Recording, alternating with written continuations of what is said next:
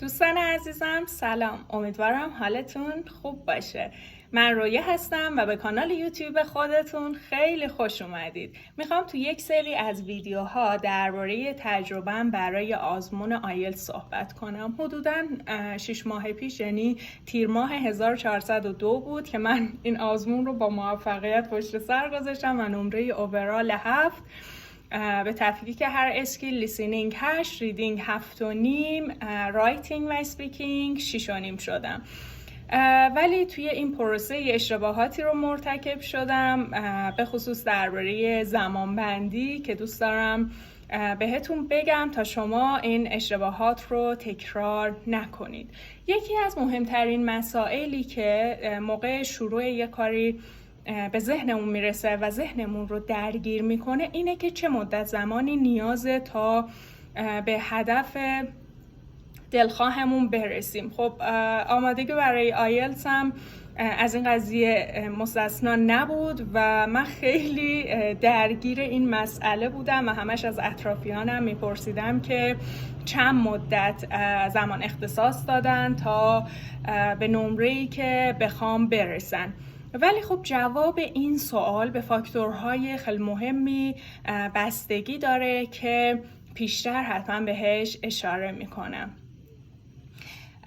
بک‌گراند زبانی یکی از این فاکتور هاست، یعنی جواب این سوال خیلی به این مسئله بستگی داره که سطح زبان فعلی شما چیه.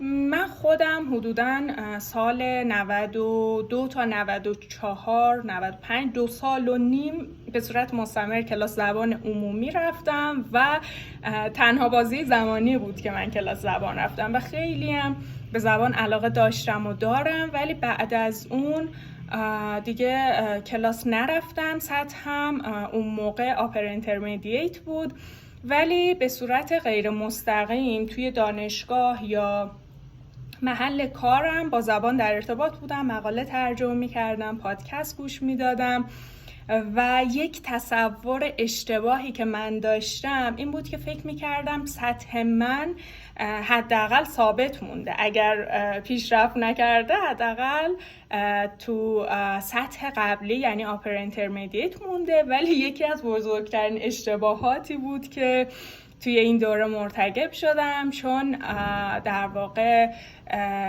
انتظار غیر واقع بینانه ای از خودم داشتم و باعث شد به اون هدف تو اون بازه زمانی محدودی که میخواستم نرسم و این موجب شد که خیلی دلسرد و سرخورده بشم. بنابراین شما این اشتباه من رو تکرار نکنید. یعنی نکته اول که باید ازش درس بگیرید اینه که حتما قبل شروع تعیین سطح بشید تا ببینید که تو چه سطحی هستید و با توجه به اون برای ادامه مسیرتون برنامه ریزی کنید. خب من فکر میکردم که سطح زبانی متوسط به بالاست، اما میانه کار بعد از 3-4 ماه مطالعه دیدم که من اصلا گرامرهایی که قبلا مطالعه کردم کاملا فراموش کردم و این خیلی مخصوصا روی رایتینگ هم تاثیر میذاشت. بنابراین حتما اول کار تعیین سطح بشید تا بتونید انتظار واقع بینانه ای از خودتون داشته باشید.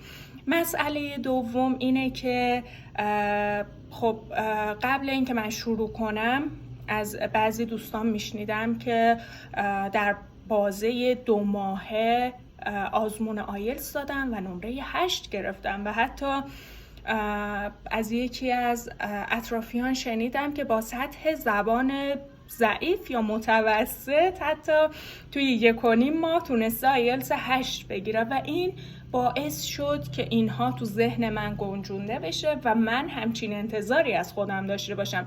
یعنی من برنامه ریزی کرده بودم که 1-2 ماهه حداقل نمره 7 رو بگیرم ولی این اتفاق نیفتاد. چرا؟ چون قیاسی که من داشتم اشتباه بود. اولا اینکه اون دوستان ممکنه این نمره رو گرفته باشن ولی به سطح زبانشون اشاره نمی کنن، نمیگن که حدوداً 10-12 سال مداوم کلاس رفتن و به صورت مستمر در حال یادگیری زبان بودن، یا خیلی هاشون ممکنه 3-4 بار آزمون داده باشن تا به این سطح رسیده باشن.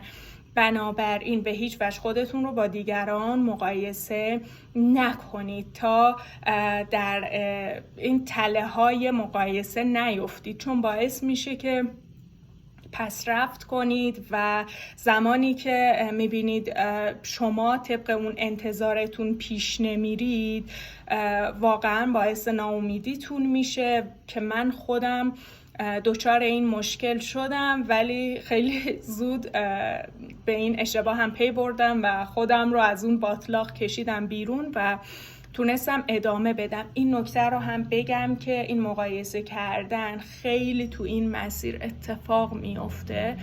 بنابراین حواستون رو جمع کنید، به هیچ وجه خودتون رو با افراد دیگه مقایسه نکنید، چون انرژی آدم ها، نوع یادگیریشون، شرایط اجتماعی و حتی اقتصادی ما با همدیگه متفاوته. بنابراین ممکنه یک نسخه برای فرد دیگه صدق نکنه. پس سعی کنید که برنامه ریزیتون رو طبق شرایط خودتون پیش ببرید تا بتونید به بهترین نحو ممکن این مسیر رو طی کنید و این مسیر پر از فراز و نشیبه که اگر حواستون نباشه نمیتونید با موفقیت ازش بیرون بیاید. بنابراین نکته دوم، اشتباه دوم من این بود که خودم رو مقایسه میکردم. خب حالا میخوام بهتون بگم که من در عرض چند ماه و چند ساعت تونستم به سطح دلخواهم برسم. ببینید من وقتی داشتم زبان میخوندم یه اسپردشیت داشتم که به صورت آنلاین، حالا هر جایی که بخواید میتونید بهش دسترسی داشته باشید و من برنامه روزانم رو توی اون اسپردشیت می نوشتم و به تفکیک هر اسکیل و هر کاری که می کردم یادداشت می کردم که مثلا چند ساعت امروز زبان خوندم، به کدوم یک از اسکیل هام این مدت زمان رو اختصاص دادم و حتی نمره‌ای که از هر تست به دست می آوردم رو می نوشتم تا بتونم در واقع یک امتیازدهی به خودم داشته باشم و روند پیشرفتم رو بسنجم. بنابراین من خیلی آدم با دیسیپلینی بودم و دقیق نوشته بودم و بعد از اینکه آزمون رو دادم کامل اینها رو محاسبه کردم و براتون میخوام بگم که چقدر طول کشید. البته این نکته رو بگم که من تجربیاتم رو به صورت کامل و جامع به صورت یک کتابچه در آوردم و تو کانال تلگرامم گذاشتم، لینکش رو این پایین میذارم و امیدوارم که براتون مفید باشه. خب بریم سراغ جواب معمای اصلیمون، این که چه میزان زمان اختصاص دادم. من حدوداً 9 ماه مطالعه کردم، 900 ساعت و میانگین روزانه مطالعه‌ام 3.3 ساعت شد، یعنی حتی کمتر از 3.5 ساعت و سطح زبانم هم فکر میکنم زیر اینترمدییت بود، اینطور که بعدم متوجه شدم.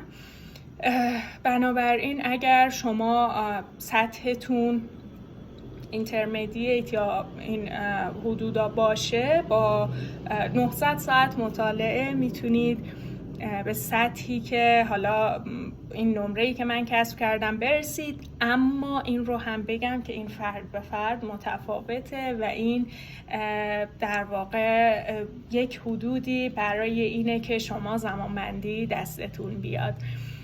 خب نکته بعدی اینه که من از خیلی‌ها میشنیدم که روزانه 14 ساعت مطالعه میکنن و من همچین انتظاری از خودم داشتم. خب مدت طولانی بود که من در واقع فارغ التحصیل شده بودم، درس نخونده بودم و متمرکز شدم برام خیلی سخت بود، کما اینکه از خودم انتظار داشتم 14 ساعت بخونم، اما ای دل غافل که همچین اتفاقی نیفتاد و این یکی دیگه از اشتباهات من که انتظار نادرستی از خودم و تواناییام داشتم بود. ببینید بیشترین زمانی که من میتونستم مطالعه داشته باشم به صورت روزانه 9 ساعت بود، یعنی ماکسیمومش بود و خیلی کم این اتفاق میافتاد. شاید هفته یک بار میتونستم 9 ساعت درس بخونم. یه روزایی بود که 1-2 ساعت میخوندم و یه روزایی بود که خسته می شدم، اصلا نمیتونستم بخونم. پس این عدد 3.3 ساعتی که دادم به صورت میانگین روزانه بوده.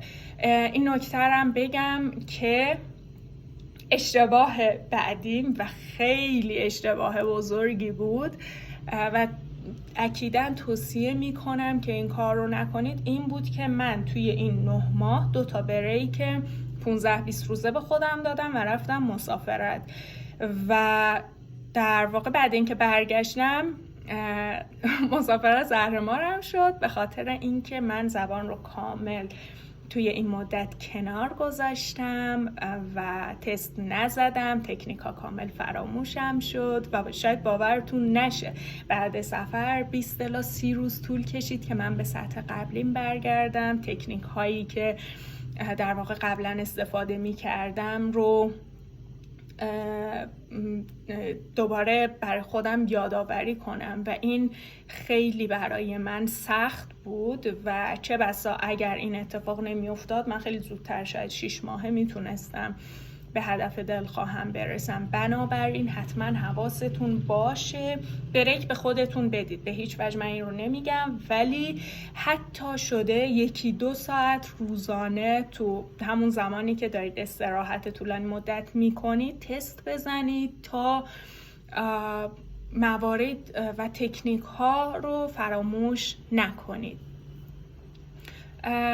این رو هم بگم که من از کارم استعفا دادم تا بتونم به صورت تمام وقت تمرکزم رو روی زبان بذارم و در واقع من این مدتی که داشتم زبان میخوندم تقریبا تمام وقت تمرکزم روی آیلتس و تکنیک هاش بود، اما خب بینش کارای پاره وقت هم می کردم، به زندگیم هم می رسیدم، بنابراین خیلی به خودم فشار نیاوردم که توی مدت زمان کوتاهی این کار رو انجام بدم و ددلاین سختی برای خودم نذاشتم. بنابراین ممکنه که این مواردی که من گفتم برای بعضی از شما صدق نکنه، نمیخوام نسخه برای همه بپیچم، ولی خواستم از تجربه خودم بگم تا بلکه کمکتون کنه که این مسیر رو سریعتر و با کیفیت بهتری طی کنید. دکمه سابسکرایب و لایک یادتون نره تا جز اول نفراتی باشید که موقع آپلود ویدیوهای جدید خبردار بشید. امیدوارم که این ویدیو براتون مفید بوده. تا ویدیوی بعدی، خدا نگهدار.